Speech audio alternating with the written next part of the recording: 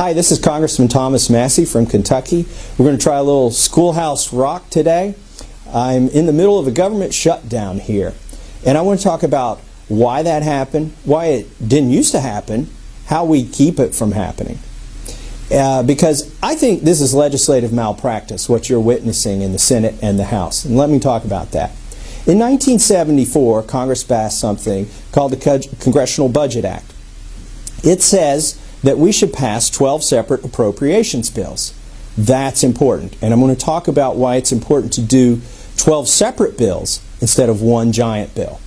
You've heard of these giant bills before.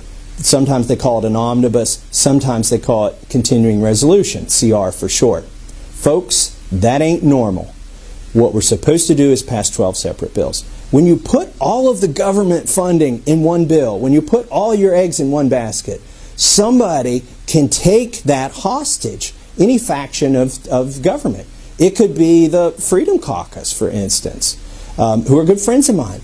But today, what we're witnessing is that the Democrats in the Senate have taken government hostage. But we enabled them to do it by putting all the bills together. Senator Schumer has a demand, along with Senator Durbin. He says, I want DACA. And I'm keeping all of government hostage until I get DACA. Well, if we would have done our jobs back before September 30th, which was the actual deadline, and passed 12 separate appropriations bills and sent them to the Senate, we wouldn't be in this position. Let's talk about what those 12 separate bills are. Some of them are very non-controversial. They've passed in the House before, and I've voted for them. The first one, that's not very controversial, as you can imagine, is the legislative branch.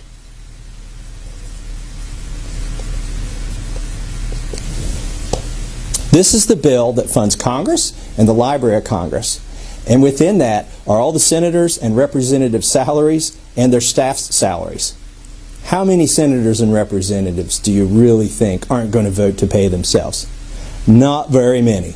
So, when this bill comes to the floor, and it has in the House, I don't know that it ever has in the Senate, it passes. And this hostage moves over here. Ledge branch. Let me talk quickly about some of the other hostages that are in the room today that don't need to be in the room. CJS. This is an appropriations bill. It stands for Commerce, Justice, and Science. So this funds the Department of Commerce, which is constitutional. It has the Patent Office in it, for instance. The Justice Department, look, we want to be holding court, right? And the judges don't collect their own taxes, so Congress has to fund that as well. And then science, that's got NASA in it. That's a fairly non-controversial bill. And when it comes up for a vote in the House, it passes too. So this is CJS. What are some of the other ones that can make it out of the room easily with a bipartisan majority? Well, there's a bill here that funds the Department of Energy and the Army Corps of Engineers. Now, most Republicans aren't big fans of the Department of Energy. That was started by Jimmy Carter in the late 70s. But everybody's a fan of infrastructure. For instance, the Army Corps of Engineers maintains the dams and the ports, and some of these dams keep the water that may be providing your municipal water supply to your city. So this is a bill that usually passes, or could pass easily, with a bipartisan majority. What I'm saying is, if they bring it up in the Senate, it would get 60 votes easily, because I've seen it get a majority here in the House, a large majority. So let's put this one over here. That's the DOE and the Army Corps. What are some other ones? We've got financial services, and D.C. That's right, there's an appropriations bill to fund Washington, D.C. because it's not a state, it's a federal city. Well, guess what? 90+% of Washington, D.C. is Democrat. So the Democrats are going to vote for the bill that funds Washington, D.C. And financial services has to do with banking. Republicans aren't going to go back to their banker friends and say, oh, I'm sorry I didn't get the financial services bill passed. So that one's going to make it out of the room too. See how easy this is? I'm telling you, the 60-vote rule is not a problem in the Senate with these bills.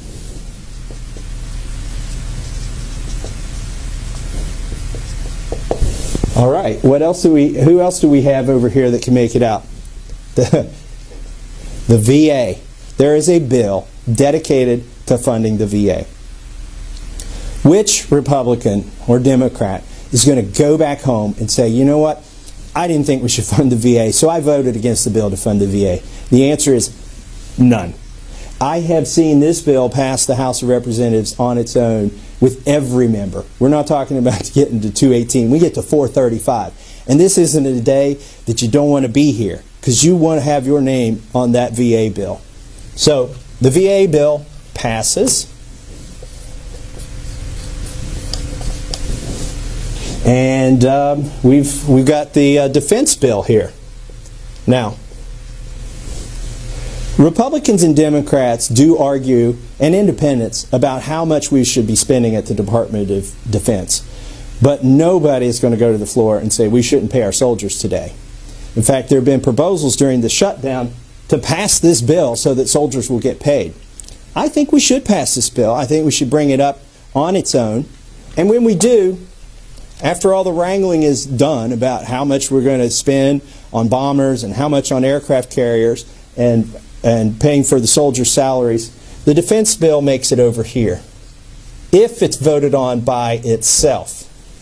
Okay, now we're getting to just a few bills in here that are harder to pass. One is called, I don't make these names, they were here before I got here, affectionately called THUD, one of the appropriations bills. It stands for Transportation and HUD. Now, again, this is like the bill that funds the Department of Energy and the Army Corps of Engineers. It's got some stuff that Democrats like, HUD, but it's also got transportation in it. And everybody likes transportation infrastructure. That's one of the legitimate roles of the government. So we can get THUD passed too. Transportation and HUD. By the way, folks, I've never voted for an omnibus, and I've never voted for a CR. But most of these bills that I put on this side of the fence, I have voted for, and they get bipartisan majorities very easily in the House. Who do we have left over here? We've got the Interior and Environment. Well, this bill, its primary function is to fund the EPA. Okay, you've got another bill over here that funds the Department of Labor, Education, I'm going to call that EDU, and HHS. That's the regulatory authority that tells you what health care you can and can't buy. A lot of Democrat priorities in here, in this bill. A lot of Democrat priorities in this bill. You've also got Homeland Security. I'm just going to put Homeland Security.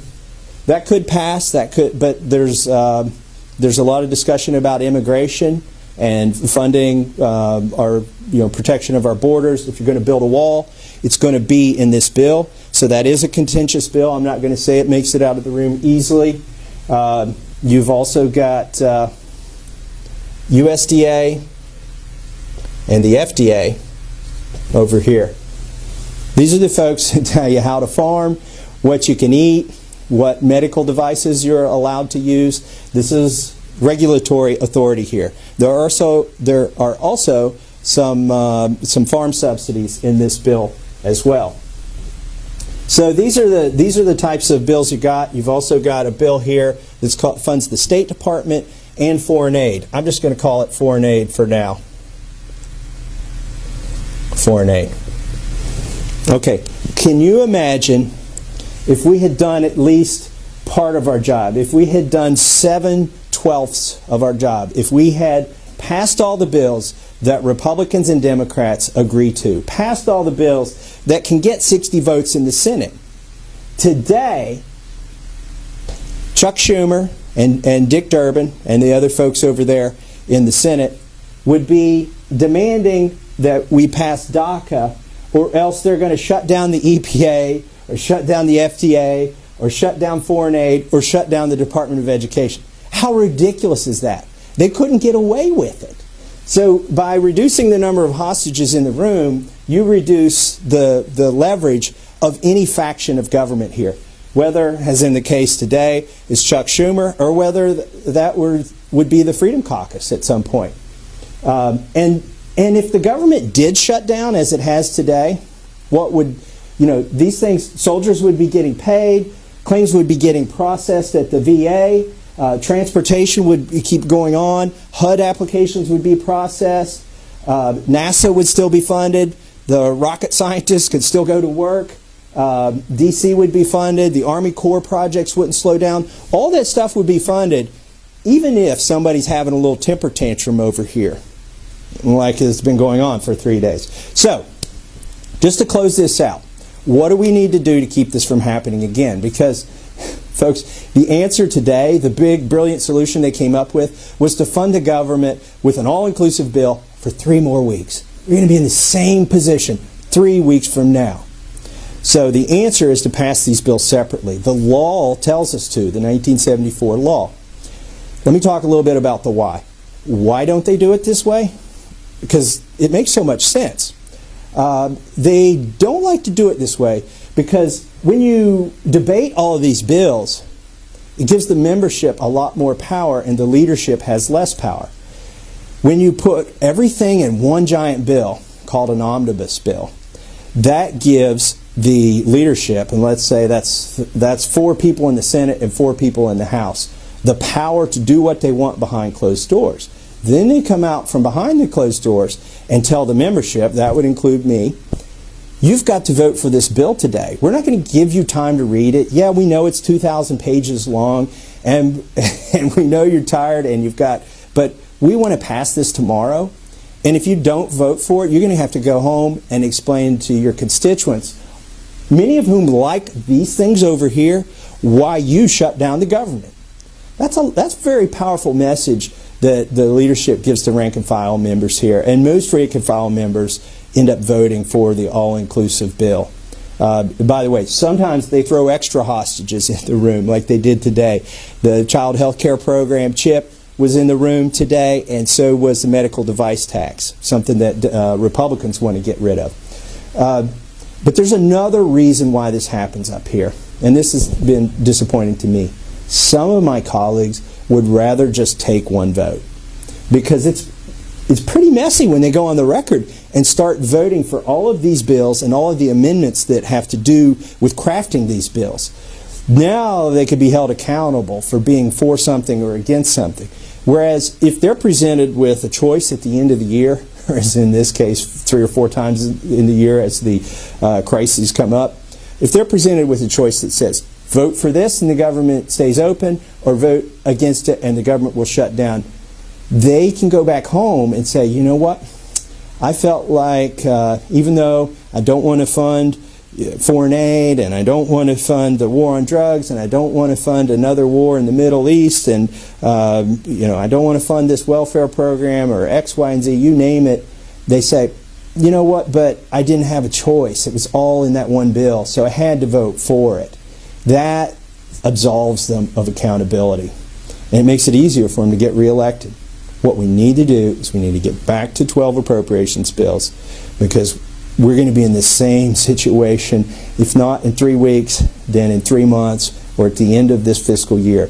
So tell your congressman, tell anybody you know that works in Washington, D.C., get back to doing your job. Do 12 separate appropriations bills so we can see what you're doing, and so you don't hold government hostage ever again. Thank you very much.